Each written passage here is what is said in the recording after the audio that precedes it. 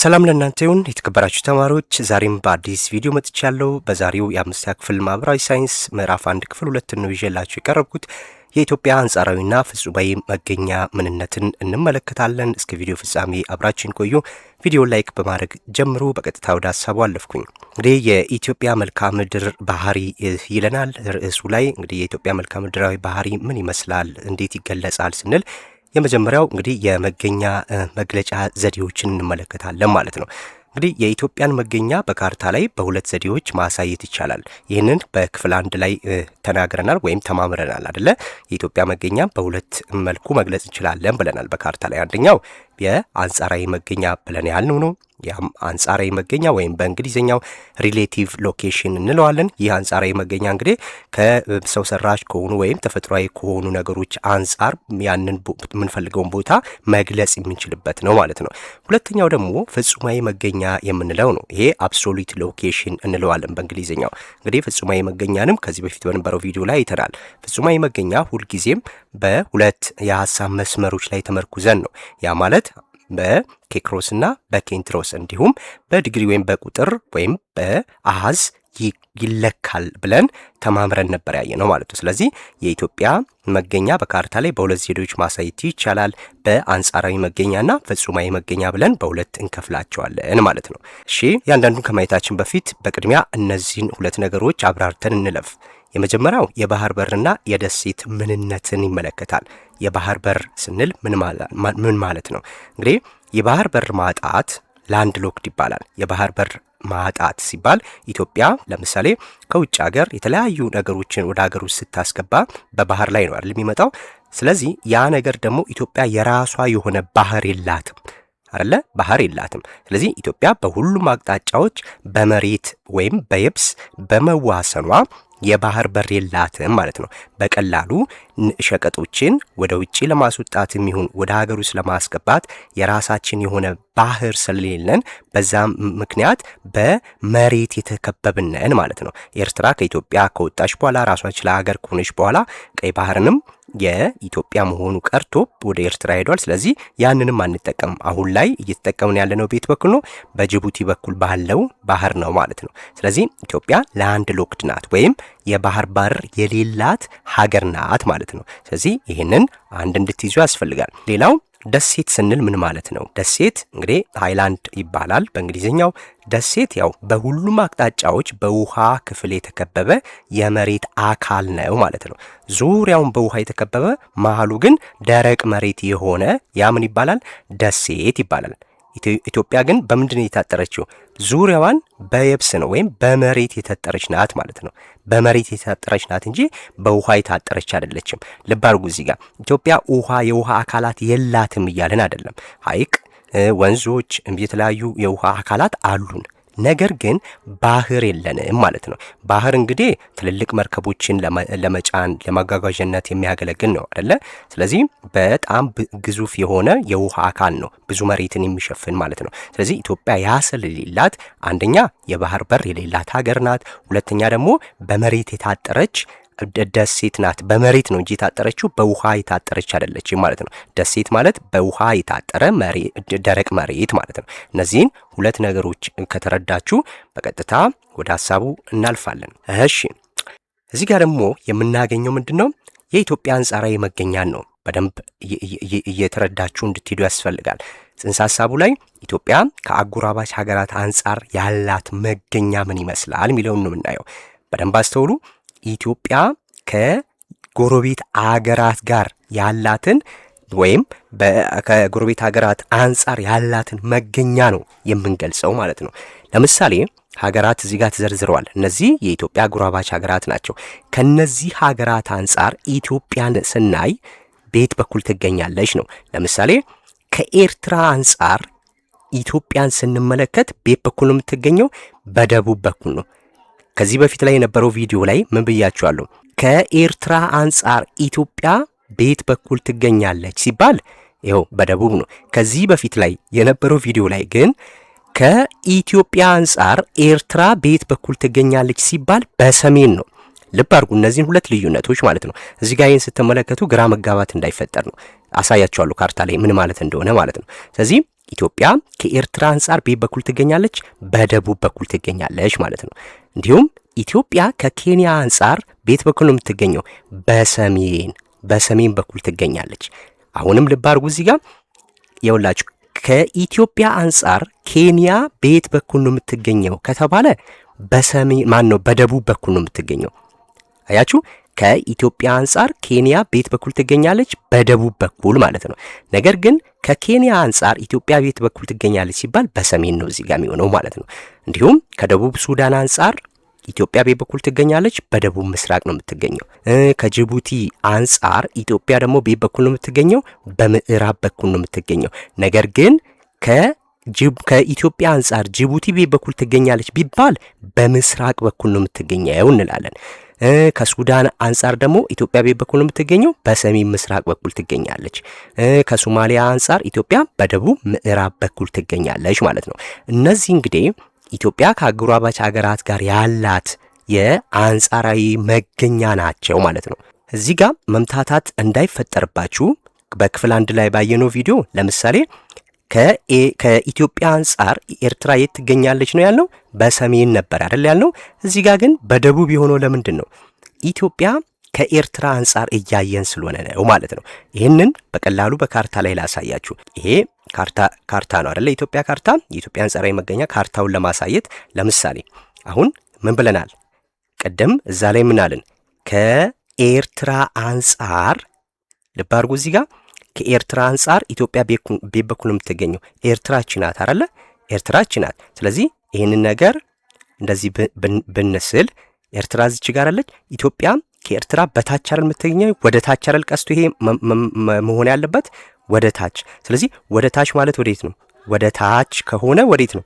ወደ ደቡብ ነው የሚሆነው ማለት ነው። ታች ማለት ደቡብ ነው። ቀስት ወደ ታች እንደዚህ ካሰመርን ወደ ደቡብ ነው የሚሆነው ማለት ነው። ነገር ግን አሁን ኢትዮጵያ ላይ ሆነን ኤርትራ ቤት በኩል ነው የምትገኘው ስንል ይኸው ወደ ላይ ነው የሚሄደው። ኤርትራ ላይ ነው የምትገኘው አይደለ? ኤርትራ ላይ ነው የምትገኘው። ከምን አንጻር? ከኢትዮጵያ አንጻር ኤርትራ ቤት በኩል ትገኛለች፣ በሰሜን ትገኛለች። እየገባችሁ ነው ይመስለኛል። የሰሜን ተቃራኒ ደግሞ ምንድን ነው? ደቡብ አይደለ?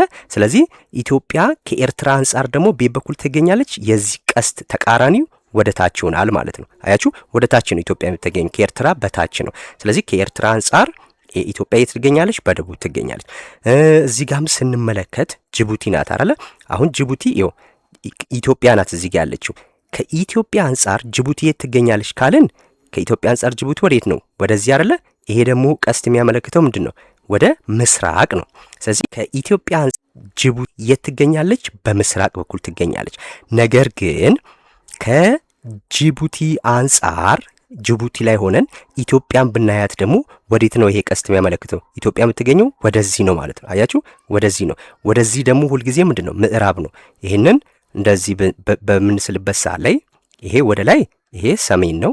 እዚህ ጋር ደቡብ አለ፣ እዚህ ጋር ምስራቅ አለ አይደለ? ምስራቅ፣ እዚህ ጋር ደግሞ ምዕራብ አለ ማለት ነው። ስለዚህ ከጅቡቲ አንጻር ኢትዮጵያን ስናያት ወዴት ነው ያለው? ወደዚህ ነው ቀስቱ የሚያመለክተው። ይሄ ወደዚህ ነው የሚያመለክተው። አያችሁ፣ ወደዚህ ካመለከተ ምንድን ነው? ምዕራብ ነው ማለት ነው።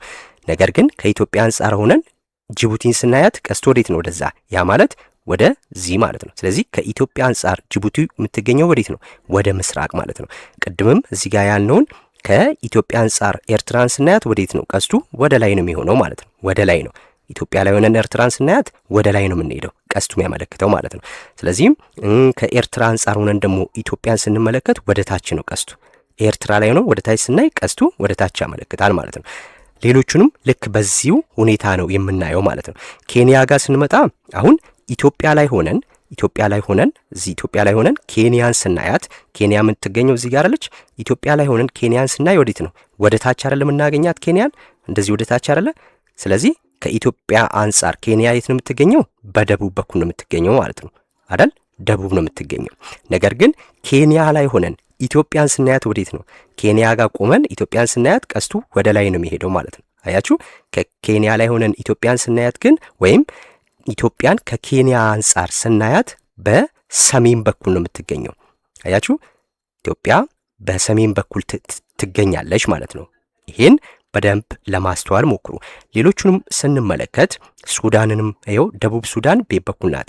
አሁን ይሄ ደቡብ ሱዳን ምን ብለናል እዚህ ላይ? ይኸው ደቡብ ሱዳን በደቡብ ምስራቅ የምትገኝ ናት ብለናል አይደለ? በደቡብ ምስራቅ። ስለዚህ ደቡብ ሱዳንን ስናይ ደግሞ ወዴት ናት? በደቡብ ምስራቅ አለን። ደቡብ ወዴት ነው? ወደ ታች ነው ደቡብ አይደለ? ደቡብ እንደዚህ ነው ወደ ታች። ምስራቅስ? ምስራቅ ደግሞ ወደዚህ ነው አይደል? ሱዳንን ስናያት የሚገኘው ይሄንን ነገር እንደዚህ ብናሰምረው ወደ ታች እንደዚህ ብናሰምረው አንደኛ ይኸው ከዚህኛው መስመር በታች ናት ያለችው አይደል ደቡብ ሱዳን።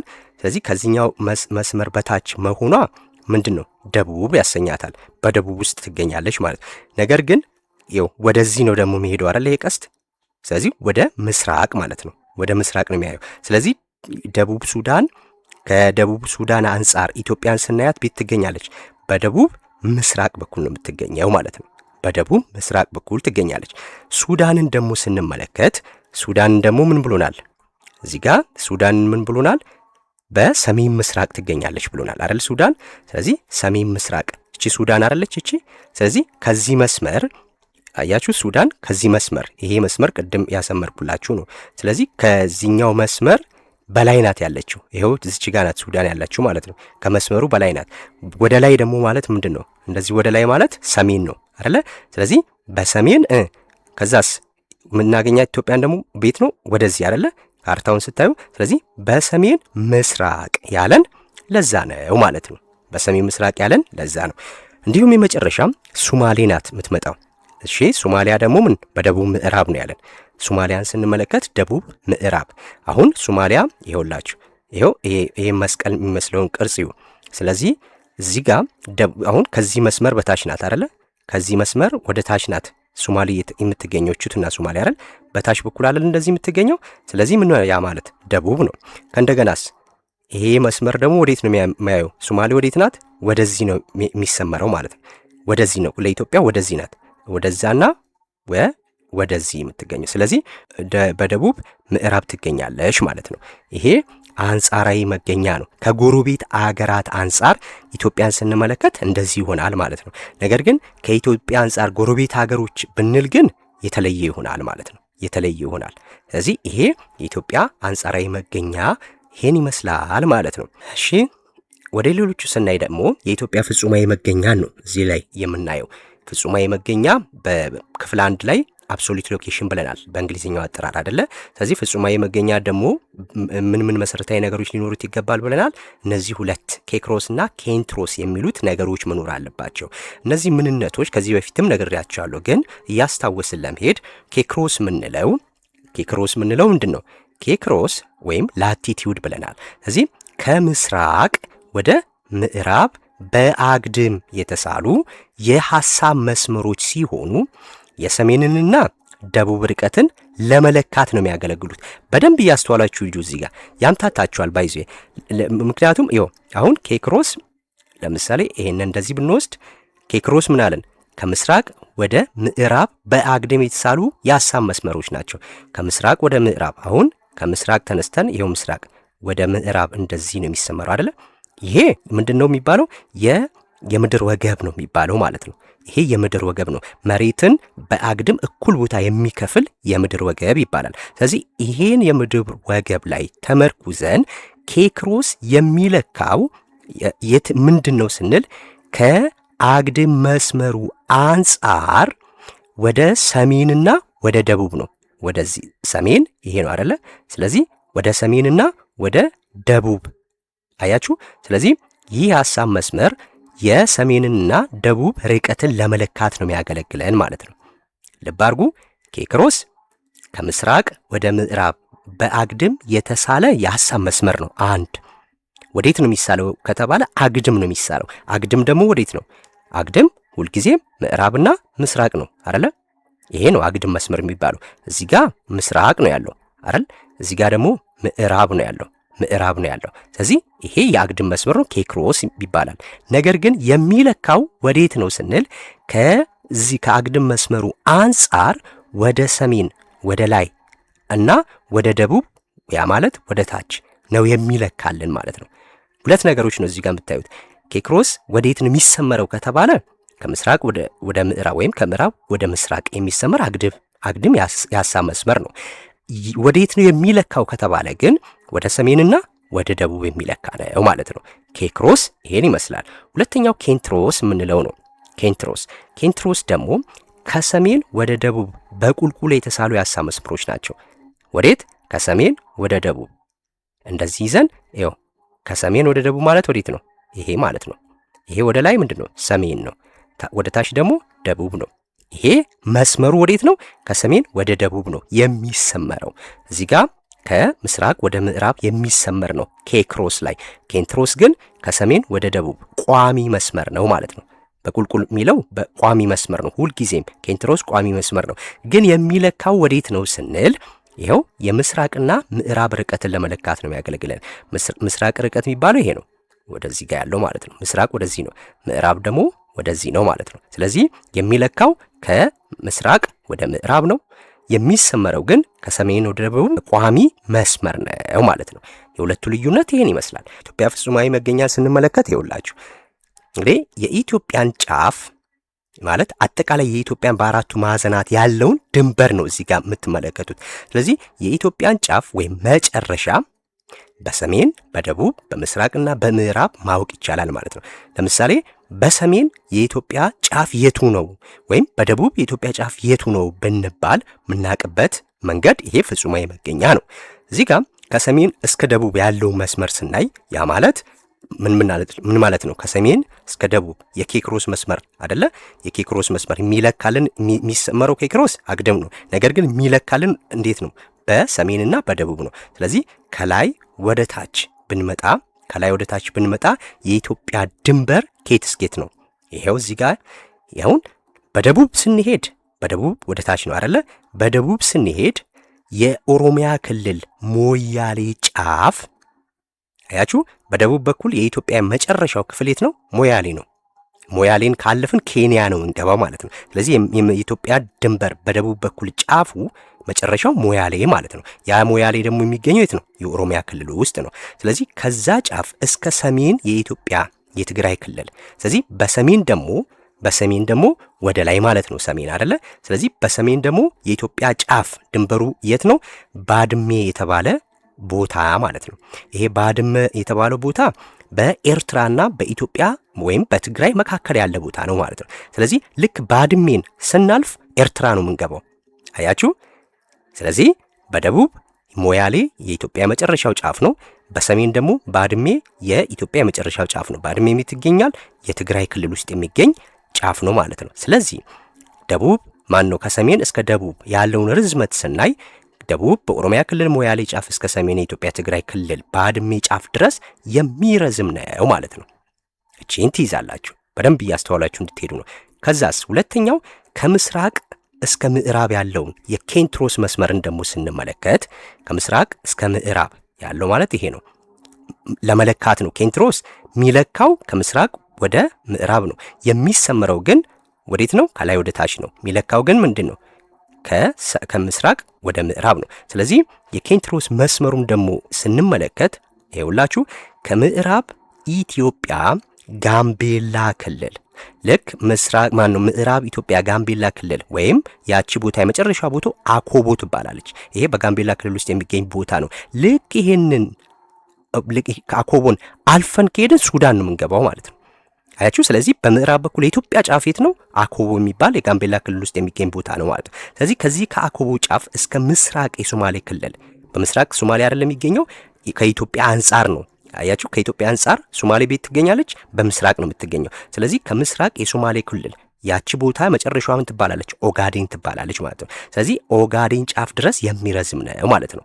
4 ቦታዎችን አየን። በአራቱም አቅጣጫ የኢትዮጵያ መጨረሻ ድንበሮች፣ አንድ ሞያሌ በደቡብ፣ ሁለተኛ በሰሜን ባድመ፣ ሶስተኛ በምዕራብ አኮቦ ጋምቤላ፣ ከዛን በምስራቅ ደግሞ ኦጋዴን።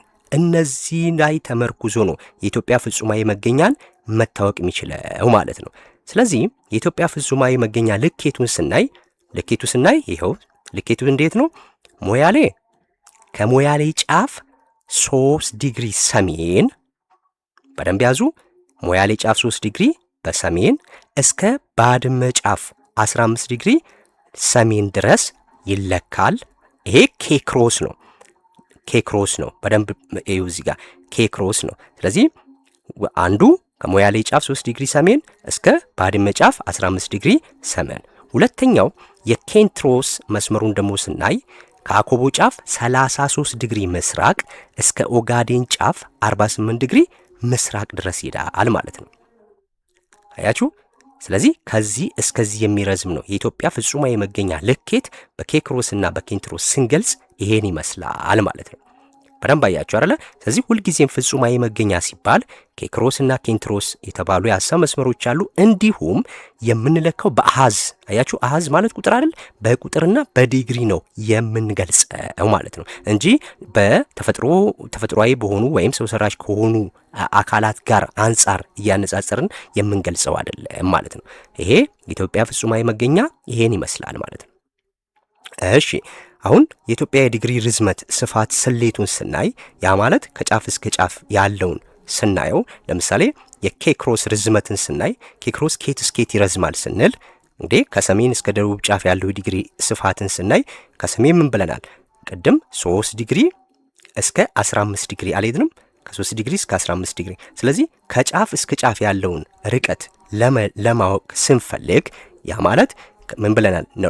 ከላይ ወደ ላይ እንደዚህ ቢሰመር 3 15 ዲግሪ ቢኖረን ስለዚህ የዚህን ልዩነት ዲፍረንሱን ለማግኘት ምንድነው የምናደርገው? ከትልቁ ላይ ትንሿን ነው የምንቀንሰው ማለት ነው። ይሄው እዚህ ጋር 15 ዲግሪ ኖርዝ ሲቀነስ 3 ዲግሪ ኖርዝ ስንት ይሆናል? 12 ዲግሪ ኖርዝ ይሆናል ማለት ነው። 12 ዲግሪ ይሆናል። ይሄ ኬክሮስ መስመሩ 12 ዲግሪ ይሆናል። ይሄ ምንድነው? የዲግሪ ርዝመት የስፋቱን ስሌት ለማወቅ ነው እዚህ ጋር ማለት ነው።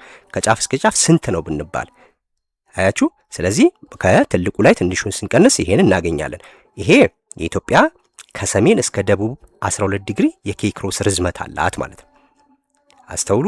ፈተና ላይ ብትጠየቁ ከሰሜን እስከ ደቡብ ስንት ዲግሪ የኬክሮስ ርዝመት አላት ኢትዮጵያ ብትባሉ 12 ዲግሪ ነው። ከሁለቱ ላይ ቀናንሰን ያገኘ ነው ማለት ነው። ከሰሜን እስከ ደቡብ 12 ዲግሪ የኬክሮስ ርዝመት አላት ኢትዮጵያ ማለት ነው። ሁለተኛው የኬንትሮስ መስመር ነው። ይሄ ሎንጊቲዩዲናል የምንለው ማለት ነው። የኬንትሮስ ርዝመትን ደግሞ ስናይ ከምስራቅ እስከ ምዕራብ ጫፍ ያለውን የዲግሪ ስፋት ነው የምናየው ማለት ነው። ቅድም ከምስራቅ እስከ ምዕራብ ጫፍ ስንት 33 ዲግሪ ብለን እስከ 48 ዲግሪ አልሄድንም? ስለዚህ እሱን ነው ማለት ነው። ያ ማለት አሁንም ከትልቁ ትንሹን እንቀንሳለን። ከ48 ዲግሪ ኢስት ማይነስ 33 ዲግሪ ኢስት which is equals to 50 ዲግሪ ማለት ነው። 15 ዲግሪ ይመጣል። ይህ ማለት ምንድነው? የኢትዮጵያ ከምስራቅ እስከ ምዕራብ ድረስ 15 ዲግሪ የኬንትሮስ ርዝመት አላት ማለት ነው። በደንብ አስተዋላችሁ። 15 ዲግሪ ምን ኬንትሮስ፣ 12 ዲግሪ ምን ኬክሮስ ርዝመት አላት ማለት ነው። ይሄ የኢትዮጵያ የዲግሪ ርዝመት ወይም የስፋቱን ስሌት በዚህ ማወቅ እንችላለን ማለት መጽሐፉ ላይ ዳይሬክት ያስቀምጠዋልን ብሎ ስንሰራው ግን በዚህ መልክ ነው የምንሰራው ማለት ነው። ይሄ የኢትዮጵያ የዲግሪ ርዝመት ስፋት ስሌትን ነው እዚህ ጋር የሚያሳየን ማለት ነው። እሺ የማጠቃለያ ነጥቦችን እንመልከት። የማጠቃለያ ነጥቦች ምንድን ነው በዛሬ ቪዲዮ ላይ ያገኘነው ወይም የተማርነው ስንል አንደኛ ኢትዮጵያ በየብስ የታጠረችና የባህር በር የሌላት ሀገር መሆኗን አይተናል አይደለ? የብስ ማለት ምድር መሬት ማለት ደረቅ መሬት ማለት ነው። ስለዚህ ኢትዮጵያ በየብስ የታጠረችና የባህር በር የሌላት ሀገር ናት። ፈተና ላይ ምን ሊላችሁ ይችላል? ኢትዮጵያ በባህር የታጠረች ወይም የተከበበችና የባህር በር ያላት ሀገር ናት ሊላችሁ ይችላል። ይሄ ሐሰት ነው። የባህር በር ባህር የሚባለው ነገር ኢትዮጵያ ውስጥ የለም፣ ቅድም እንዳልኳችሁ ማለት ነው። ስለዚህ በመሬት የታጠረች ናት፣ በየብስ የታጠረች ናት ማለት ነው። ሁለተኛ የባህር በር የሌላት ሀገር ናት። ሌላው የኢትዮጵያ ፍጹማዊ መገኛ 3 ዲግሪ ሰሜን እስከ 15 ዲግሪ ሰሜን እና 33 ዲግሪ ምስራቅ እስከ 48 ዲግሪ ምስራቅ ነው ብለናል አይደለ? ስለዚህ አጠቃላይ ርዝመቱን ስናይ ስንት ብለናል? 12 ዲግሪ ኬክሮስ ይረዝማል። እዚህ ጋር ደግሞ ስንት አለን? 15 ዲግሪ ኬንትሮስ ይረዝማል ማለት ነው። የሁለቱን ቀናንስ የምናገኘው ነው ማለት ነው። ሌላው የኬክሮስ ርዝመቷ 12 ዲግሪ ሲሆን የኬንትሮስ ርዝመቷ ደግሞ 15 ዲግሪ ነው። የኢትዮጵያ ማለት ነው። ይሄን ይመስላል። እዚህ ጋር የመልመጃ ጥያቄዎችን ለእናንተ አስቀምጬላችኋለሁ። አንደኛ በሁሉም አቅጣጫ በውሃ የተከበበ የመሬት ክፍል ምን ይባላል? መጀመሪያ ላይ ስንጀምር ነግሬያችኋለሁ። ኢትዮጵያ በውሃ የተከበበች የመሬት ክፍል ናት እንዴ? ይሄንንም አስተውሉ። አንደኛ ጥያቄ ነው። ሁለተኛው ጥያቄ ኢትዮጵያ ከኬንያ በየትኛው አቅጣጫ ትገኛለች? በደንብ አስተውሉ። ኢትዮጵያ ከኬንያ ነው ያለው። ከኬንያ አንጻር ሆነን ነው፣ ኬንያ ላይ ሆነን ነው ኢትዮጵያን የምናያት ማለት ነው እዚህ ጋር እንጂ ኬንያ ከኢትዮጵያ አንጻር አይደለም የተጠየቀ ነው። ሁለቱ በደንብ ልዩነት ስላለው ማለት ነው። ስለዚህ ኢትዮጵያ ከኬንያ አንጻር በየትኛው አቅጣጫ ትገኛለች ይላል። ሶስተኛው የኢትዮጵያ ከሰሜን እስከ ደቡብ ያለው የኬክሮስ ዲግሪ ርዝመት ስንት ነው?